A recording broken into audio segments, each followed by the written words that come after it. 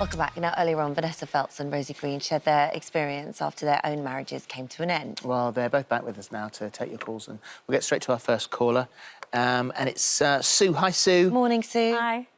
Morning. Hi, Sue. How can our guys help? Hi. I'm looking for a bit of advice how to move on.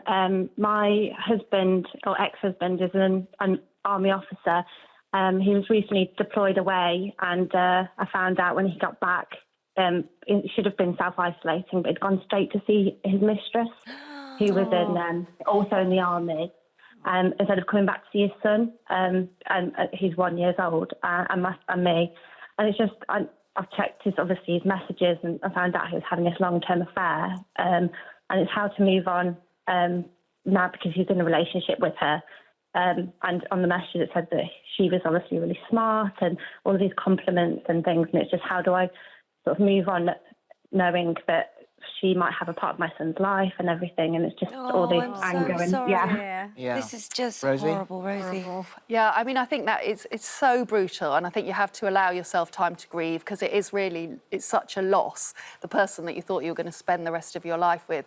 But I think it's really important to try and detach, and actually a really good way of that is to try and not see him. I realise you've got a son together, but kind of not rely on him emotionally. Reach out to your friends, reach out to your family, surround yourself with really positive people, and think about what you want now. What kind of person do you want to be with? What kind of person do you want to be? It's about just trying to move on. And I think limit the social media stalking, limit all that stuff that gives you a little piece of him, because your brain is actually craving that. It's craving a hit of him, but it's actually very, very negative. It's so hard, isn't it? Because it seems like he's the one that's done all the hurting, and yet he gets to be happy because he's gone off in this relationship. Unfair. And that's the bit that feels so unfair in this. Unfair. Yeah, and he'll be getting all the dopamine hits from that. Yeah. So actually he's behaving in a way that's unrecognisable to you.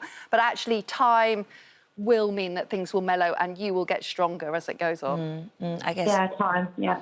The best revenge is a life well led, That's I think, right. is the answer to that, isn't it? Yeah. The best revenge is to let her keep him. Yeah. But I'm sorry, it's very Sending tough. lots of love, Sue. Yeah, you take care. Thank you. You'll get there. Bye. Right, we've got Julie on the line now. Hi, Julie. Hello. Hello. So what's going on with you? Me and my husband have been together, of course, about 12 years now. We've been married 12 years, been together for about 16 years. And he's cheated on me in the past, and I kind of have this gut feeling that it's happening again, just due to sort of just everything that's been happening. So from him locking the phone in the car, to changing his passwords all the time on his phone. And we've got a 3-month-old baby and a 5-year-old little girl as well. So it's just really, really difficult. So you need some advice, Vanessa. And yes, and so what are you feeling that you want to do, or what are you feeling that you ought to do? What do you think are the possibilities of things you could do now? Well, this is the thing. I mean, my friends, especially my closest best friend, she's always saying, just leave him. There's no need whatsoever for you to stay. But I think because we've been together for so long, and I'm just still really in love with him. Sorry, I'm quite upset. It's all right. I mean, listen, you don't have to do anything anybody else tells you to do. You know how you feel about him, and it's quite clear, as you say, you're deeply, deeply in love with him. So, in my view, you've got a young baby, you've got a young child, and you're still in love with him. So you're not ready to walk out on this. Definitely not. Definitely not. You're completely emotionally invested in this man, in your life together, in your children, and in your family. So what you ideally would do is you would have some kind of couples counselling or therapy so that you can talk this through and at least see if his ambitions are yours. Does he really believe in the marriage? Does he want a future with you? Does he want to be in the same house with you and the children? If the answer is no, it's hideous for you, but at least you'll know it. If the answer is yes, then there are great foundations there, all the love that you feel that you can build on. So I don't think any friend should pressure you into doing anything at all that you don't want to do. And it's clear to me you want to make this work. So it's about saying to him, how do we make this work? What about do you want to? the changing passwords and that sort of thing? Well, it's very, very suspicious and perfectly hideous. Of course it is. But it's also clear that she doesn't want to say, I think you're having another affair,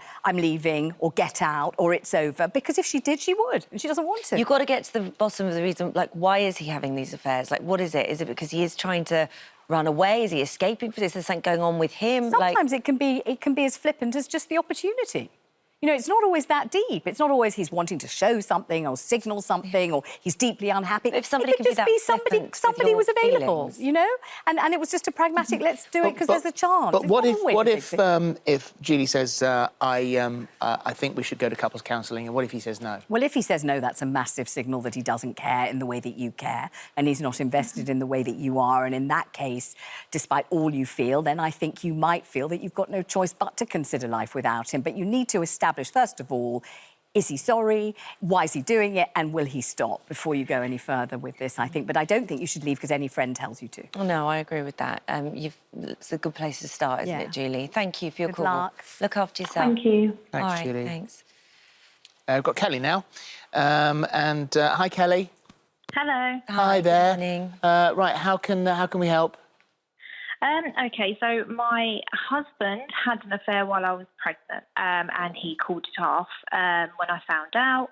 I then found out that he was still speaking to the lady as well, another 6 months later. I do love him, and it's so out of character for him, but how do I get these thoughts out of my head? You know, I constantly think about it every day. I just don't know how to move forward and trust him again. Yeah, that Rosie? betrayal runs deep. I mean, my feeling is that you need to say to him, it's not okay to be talking to her, because even if it's not a physical affair, it sounds like an emotional affair, and obviously it's causing you great pain. And actually, if he's committed to your marriage, if he's committed to making your relationship work, he will do that for you. I understand that you would be very frightened to say that to him because you may not want to hear his answer. But ultimately, you have to know where you are in this. A bit like the last caller. If you know, he's not prepared to go to couples counselling, if your husband or partner is not prepared to cut off emotional ties with her, because ultimately every time he's talking to her, it's a betrayal to you, and it's, you know, obviously you're living in hell. It's horrible. What were you saying then? He did call it off. So the second time he called it off, and it's completely called off. And now I do believe that he's not talking to her again. So it's how do we move forward from here? Well, like Vanessa says, I think, you know, couples counselling is really important. And actually, you know, sometimes a crisis like this creates the best marriage, because it may be that there are lots of things that are unsaid. Exactly as Holly said earlier, getting to the root of why somebody cheats is really important. It could be that there's various things that they're unhappy with, or various things from their childhood. So actually, this could be your golden opportunity to make a really solid marriage from this. But I think it's really important to go to the professionals. All right, Kelly, I hope that helps. And people do get through this, you know. Yes. They do. really do, and go on to lead very long and happy marriages. Yeah. So, you know, there is hope there. Denise says, I've cheated on my partner with my brother-in-law's best friend. The affair lasted 4 months and ended in January because his girlfriend is pregnant. I feel so guilty and I'm so angry at myself for doing it, but I'm heartbroken it's over, and I'm wondering if both of our partners should know. I've had to deal with this whilst he is happily waiting for his baby to be born. What should I do? Well, I think this person is not being at all honest with themselves or with us about what they're really thinking and feeling. And she says, I feel so guilty, I'm so ashamed, but at the same time, I'm really angry that he's having a great time with his girlfriend and expecting a baby, and I'm just left out of it. I wish I was still with him. I mean, that you can't be everything all at once. That's no good. Should she tell his partner? Absolutely not, no. And should she tell her own? I think no. I think if it's 4 months, you put it down to experience, you're terribly sorry.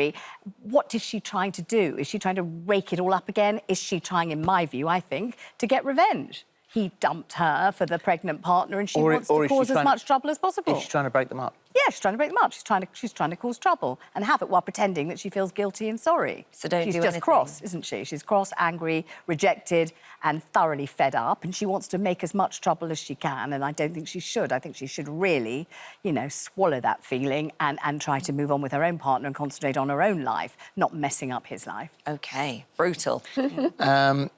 We've got Sam, who said, I recently found out that my partner of 9 years has been cheating on me for months with someone from work. We were due to get married next month, and we've cancelled the wedding. We were so good together. He's deeply sorry and full of regret and is doing everything he can to put it right now. I'm truly heartbroken. What should I do? Well, I mean, only Sam knows the you know, the ins and outs of her relationship and how strong it is. I think, you know, there's a lot of advice out there. You know, the counsellors are amazing. Relate how much, you know, it's how strongly you feel about it and whether you think you can ever get over this betrayal. We just said people do, and they go on to have very successful relationships. But I think you just have to really look at yourself. You have to really look at how much he is owning it, I think, because if he is self-aware, if he's used that time to reflect, if he's used that time to think, you know, why did I do that, to dig into his reasons for it, then I think you've got a very good chance. But if it's about brushing it all under the carpet, I would say that you're on a bit of a sticky wicket. I like the line where she says he's doing everything he can to make it up to me. That, I think, is the promising line. If he really is trying, if he really is doing all he can, and she feels that and thinks that, then I think those are strong grounds for building up the relationship again. I don't think you should get married next week, but maybe next year, if it works out well. And, and of course, as far as you know, we've been talking about men cheating here. There are two parties in the Matt Hancock affair because he was also cheating on her husband, and so it's the same advice for the guys, any guy, because they seldom ever phone in for these sort of things. What do you say to any man who's watching now and knows that his wife is cheating? I say exactly the same thing. I mean, if you're in love and you believe in the relationship and you want it to work, you have to, first of all, make sure that your cheating wife is on the same page as you. Because if she really is carelessly and callously flinging your relationship down the lavatory, there's no point in suffering along for months or even years, never knowing whether you can trust her or not, and never knowing whether she puts you and possibly your children first. If she doesn't, then the time is to move away from it. Rosie? I mean, I get quite a lot of messages from guys, and I feel like it's harder for them because as women, we talk to our girlfriends, we talk to our mothers, we talk to, you know, and actually I think for men, they can quite often feel very isolated. They don't want to talk to anyone, and obviously it's a massive dent to the ego like it is with a woman, but it's kind of even worse, really. I feel that whole sort of cuckolding thing. So, I mean, again, I think it's about using that time to talk openly to people about how you feel, and especially your partner. Thank you. Thank you both very much. Right, after the break, we're in the kitchen with John Torode. We'll see you soon.